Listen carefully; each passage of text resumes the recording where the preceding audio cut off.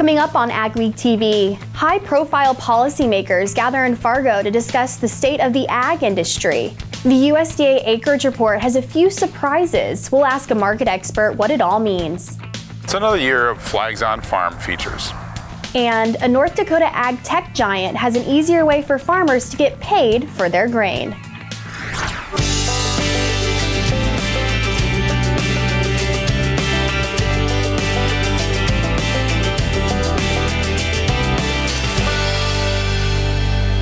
Welcome to AGWEEK TV. I'm Emily Beal. The much-anticipated USDA June acreage report came out this week. Many farmers had to change planting plans on the fly because of the cold, wet spring. So the report contains some surprises. With more on that, here's Rose Dunn and a special guest. Thanks, Emily. With this crazy spring weather, this report has been eagerly awaited. Joining us now for some analysis is Randy Martinson from Martinson Ag Risk Management. Randy, what stands out at you? Any surprises in this report?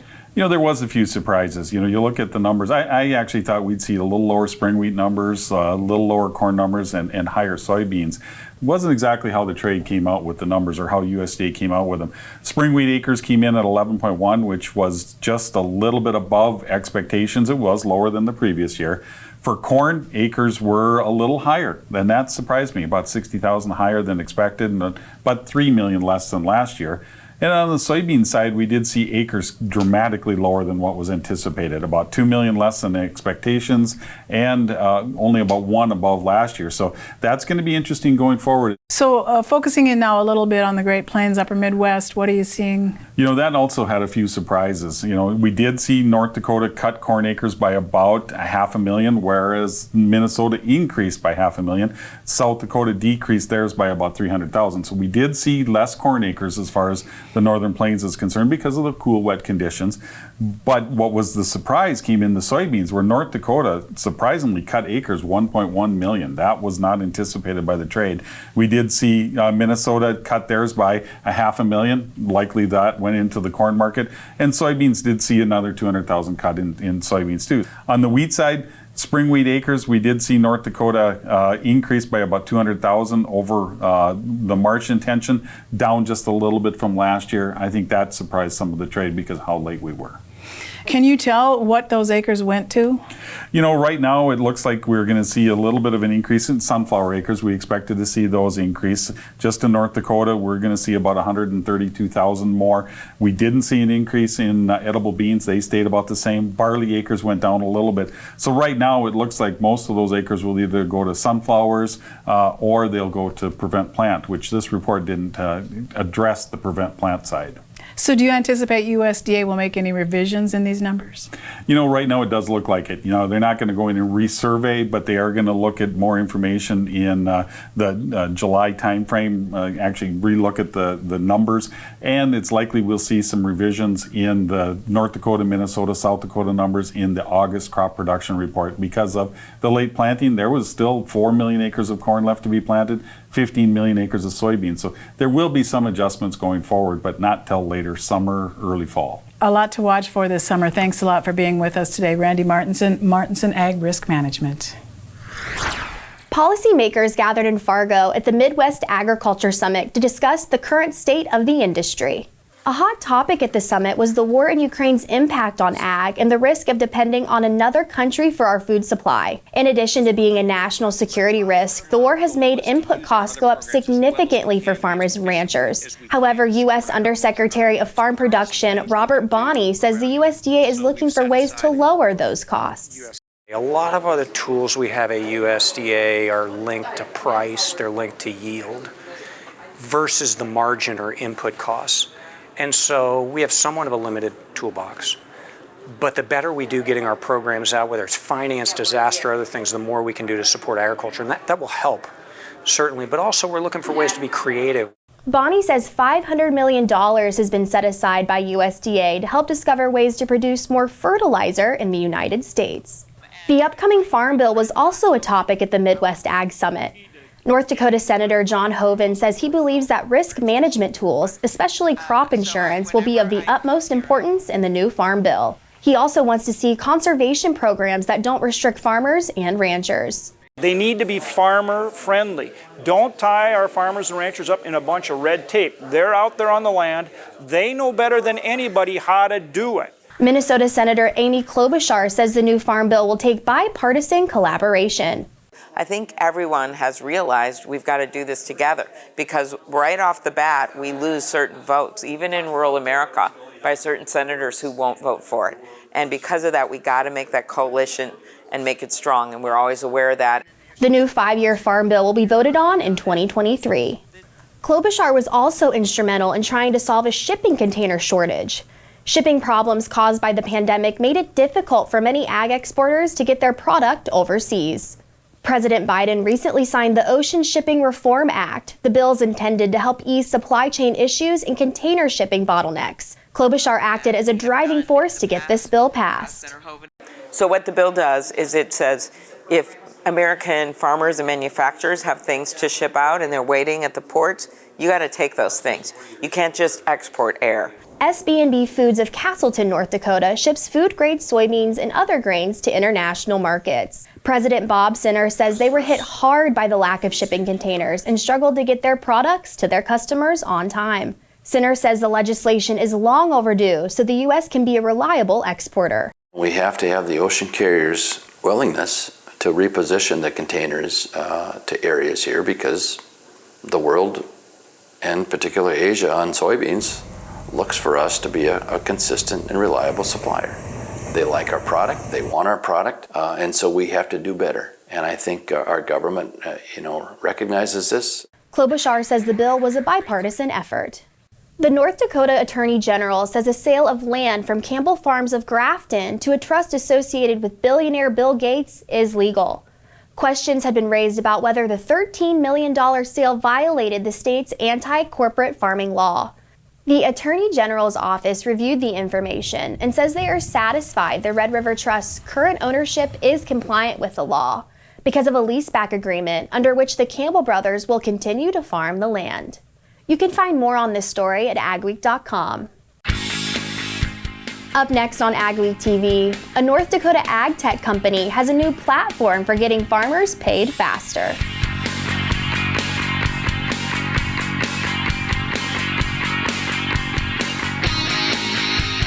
Dynaflow is the ultimate high-volume water management pump. Whether you're experiencing flooding, emptying sloughs, transferring ponds, or working on irrigation, the Dynaflow pump works in as little as 18 inches of water and is designed to move 3,000 gallons per minute. The Dynaflow lift pump is the perfect upgrade to your drain tile system. Using line shaft turbine pump technology, these pumps are made to last while operating efficiently. Dynaflow drain tile pumps can move up to 1,500 gallons per minute, up to 3,400 feet away.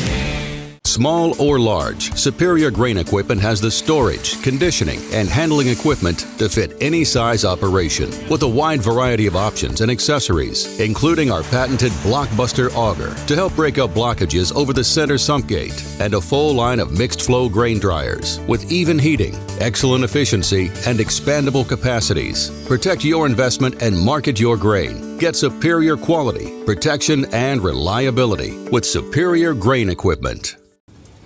You can get the field results you want in varying conditions with the flexibility of the Summers VRT Renegade. Featuring on-the-fly blade angle adjustment from 0 to 19 degrees. And if you want the simplicity of a Super Coulter with the ability to move a little dirt, you'll love the all-new Summers Super Coulter Samurai. Go to summersmfg.com or visit your local dealer to learn more about North America's broadest line of tillage equipment and other products from North Dakota-based Summers Manufacturing. All right, here's the free gift I got for opening up a checking account. Let's see what I got. Okay guys, so I got this portable DVD player. Yeah, I'm not sure why my bank would give me a tiny waffle maker. So it's a tumbler, but it doesn't fit in any of my cup holders. I wasn't even sure they still made these. Is it for kids? Is this for kids? Don't fall for the free gift. Find a bank that cares about what you really need. Cornerstone Bank.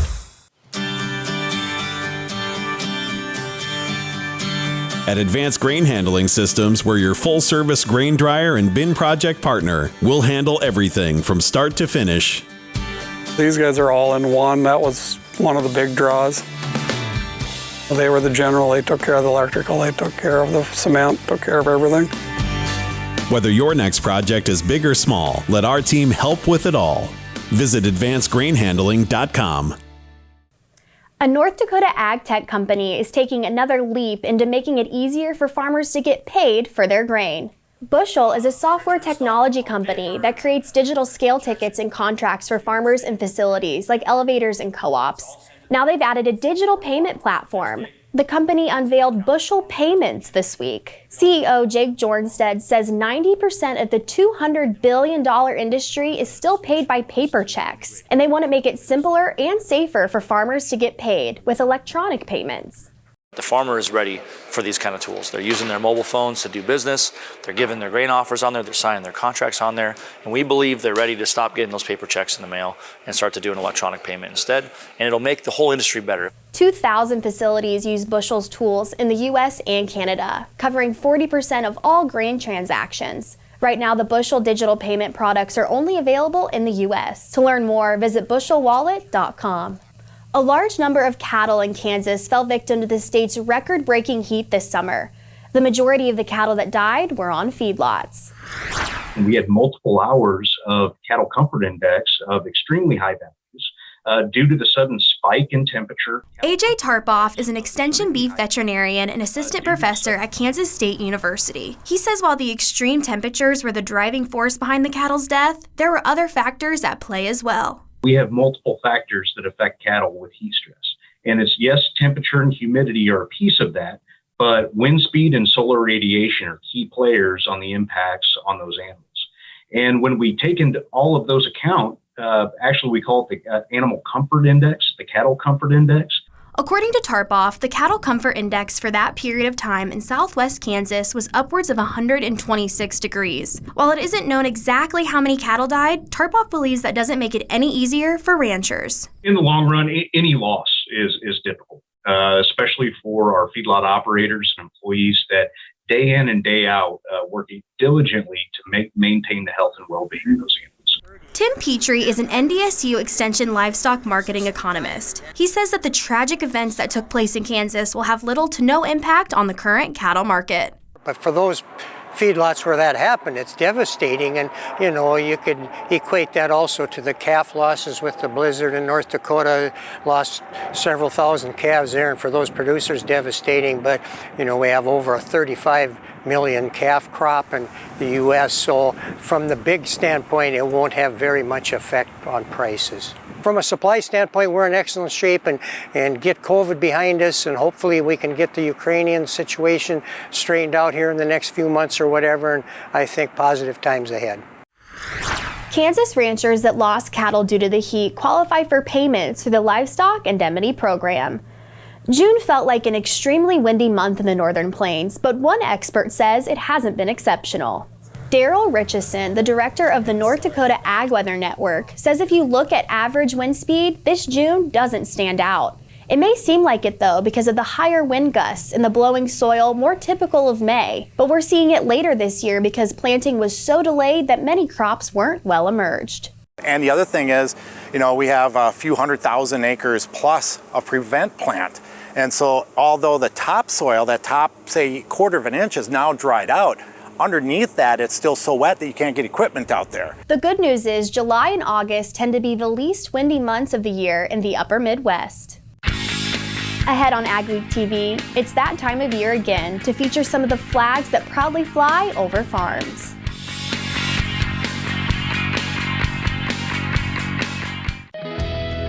For over 130 years, Farmers Mutual of Nebraska has been providing protection from the unexpected.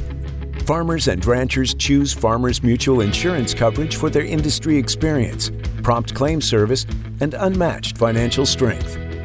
Experience an insurance plan that's customized for your operation. Visit fmne.com to contact an agent for a quote today. Farmers Mutual of Nebraska, always alongside you. I'm Peter Bosch. I've been working with Gateway Building Systems for a little over 20 years now. I chose Gateway Building Systems to build my shop because I wanted a building that could both be used for my equipment and as a place for my family to hang out and do things. I would advise anybody that's thinking about working with Gateway to go in and talk to the guys there, tell them your plans and your future dreams, and let them design something for you.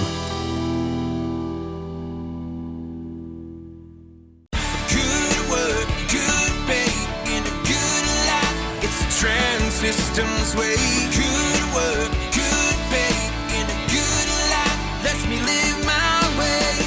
Good work, good pay, in a good life, Trans Systems way.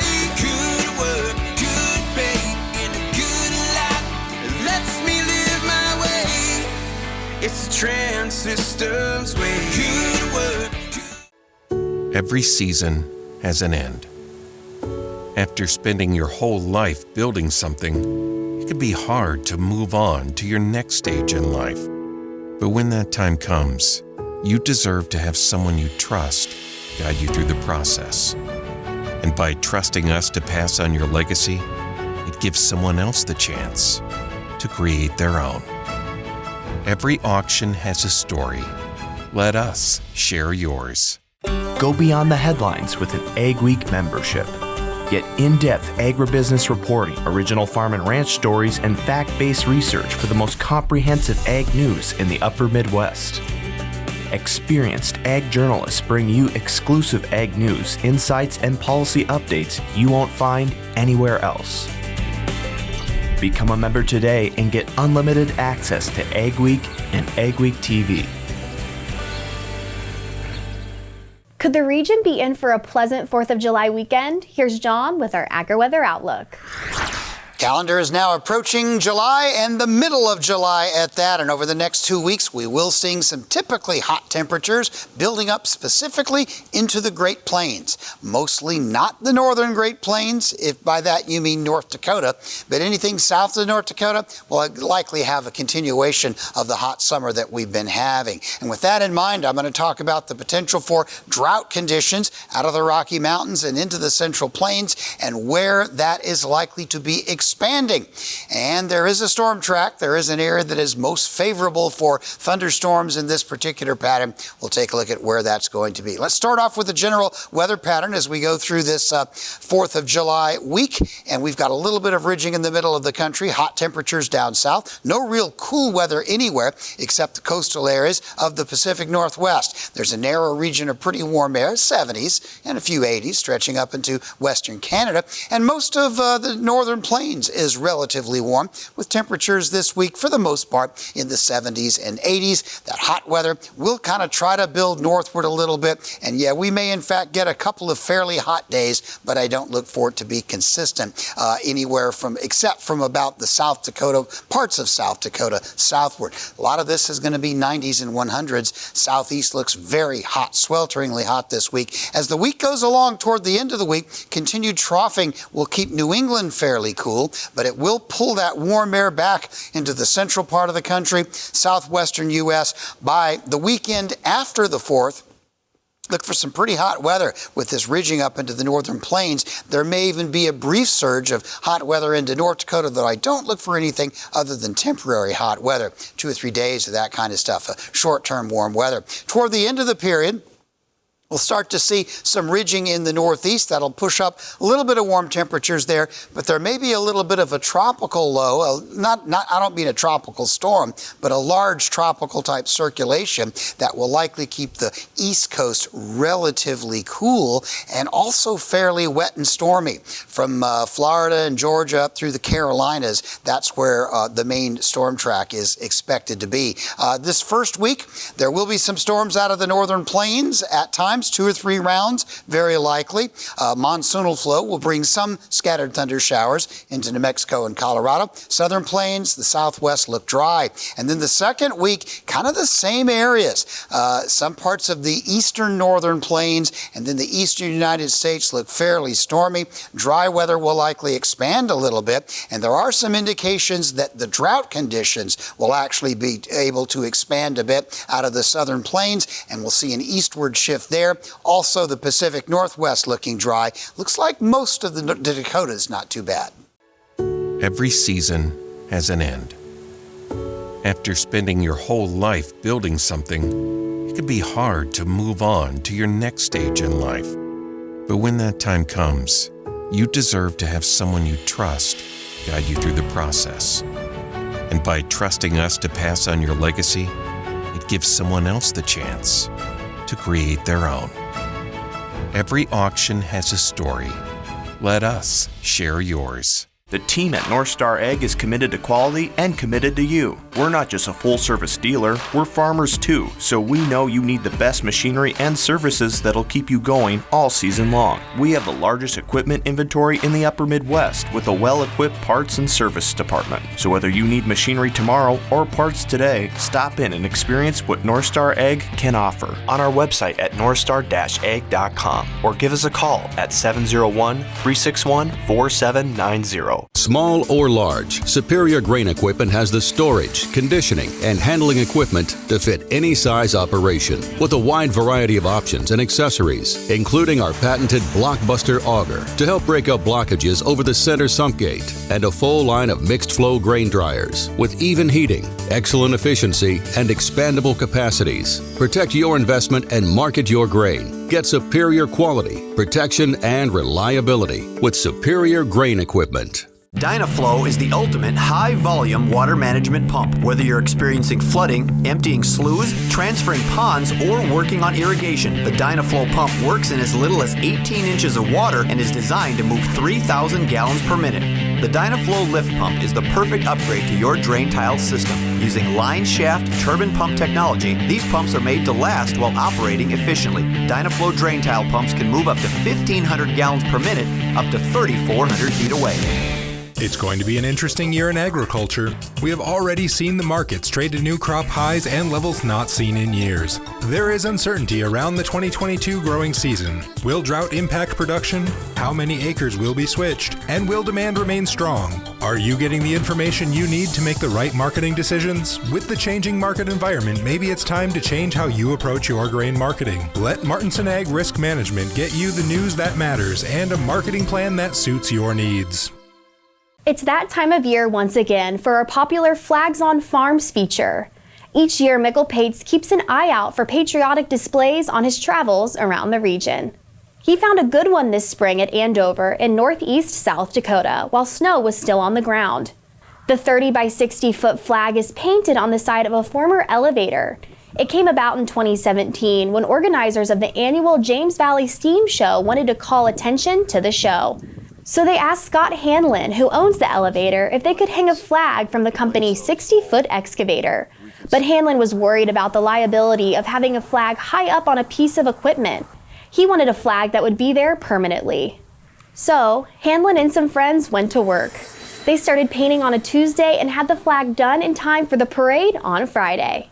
People stop by, they love to take pictures in front of the star, and then I got some lights mounted so at night you can see it too, and it's just inspiring. And like I said, it's for us, our nation, the United States, we the people. Well, I thought it was really neat, and I thought it was an asset to the community and very patriotic. The annual threshing show is held the weekend after Labor Day every September. We also ask for Flags on Farms photos from our AgWeek viewers and readers. Jeff Chandler sent us this good-looking shot of a flag he put on his barn in North Carolina. Along with Old Glory, Dwayne and Jan DeCray fly multiple flags on their farm near Carrington, North Dakota, including the Dutch and Norwegian flags for their heritage. Monty Martin sent us a picture of his flag in a very old wooden wagon trailer on his property in East Fairview, North Dakota, right on the border with Montana. David Hankey sent us this one of his stars and stripes flying above a metal bison on his farm near Park River, North Dakota. You can see much more coming up in the next AgWeek magazine or at agweek.com. Still ahead, small farmers get a big boost in southeast Minnesota.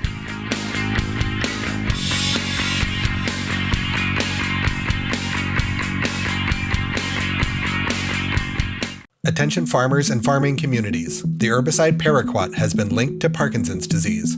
Paraquat, also known as Chromoxone, is still being used in the U.S. on corn, soy, and wheat crops and puts farm workers in danger. Producers across the country have filed lawsuits claiming that paraquat caused their Parkinson's disease and that the manufacturer failed to warn about the chemical's risk of neurological damage. If you or a loved one was diagnosed with Parkinson's after direct or indirect exposure to paraquat, call or visit solberglaw.com.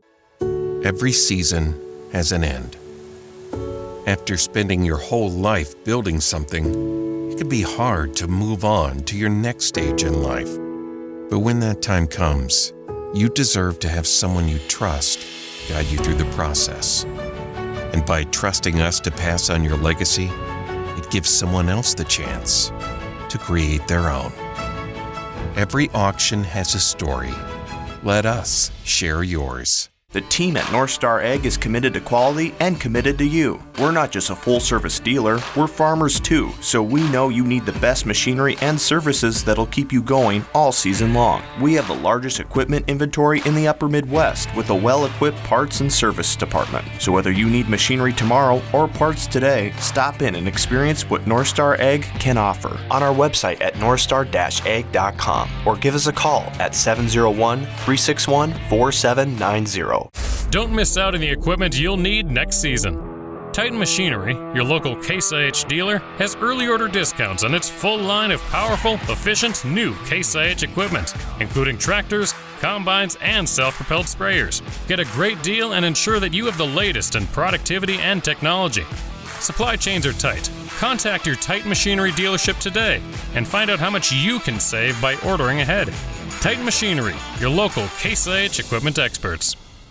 For AGWEEK, this is Mikkel Pates at Watertown, South Dakota. We'll look at the positive impacts that dairy can have on the community. A Minnesota couple has put a grain bin to a new use. Spoiler alert, it's not grain.